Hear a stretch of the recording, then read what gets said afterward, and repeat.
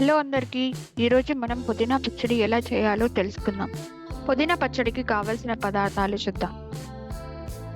పుదీనా కట్ట సగం, ఎండుమిర్చి 5 లేక 6, నిమ్మకాయ సైజ్ అంత చింతపండు, కాస్త కొబ్బెర, 2 ఆనియన్స్, 1 టేబుల్ స్పూన్ సాల్ట్. ముందుగా చింతపండును 20 నిమిషాలు కడిగి నానబెట్టుకోవాలి. ఇప్పుడు స్టవ్ ఆన్ చేసి ప్యాన్లో 2 టేబుల్ స్పూన్ ఆయిల్ వేసుకొని ఆయిల్ వేడెక్కాక కట్ చేసిన ఆనియన్స్ అలాగే కట్ చేసిన కొబ్బరి ముక్కలు వేసి కాస్త బ్రౌన్ కలర్లోకి వచ్చేంత వరకు వేయించుకోవాలి. ఆ తర్వాత ఎండుమిర్చి వేసి లైట్గా వేయించుకోవాలి.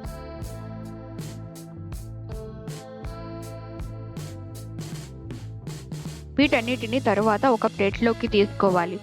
అదే ప్యాన్లో 1 టేబుల్ స్పూన్ ఆయిల్ వేసుకొని పుదీనాను లైట్గా మగ్గనివ్వాలి.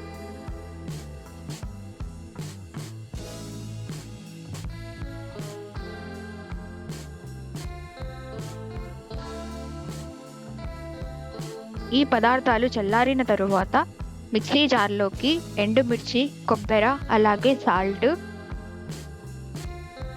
అలాగే మనం వేయించుకున్న పుదీనాను వేసి మెత్తగా ఆడించుకోవాలి. ముందుగా నానబెట్టుకున్న చింతపండును వేసి ఒకసారి మిక్సీ ఆడించండి.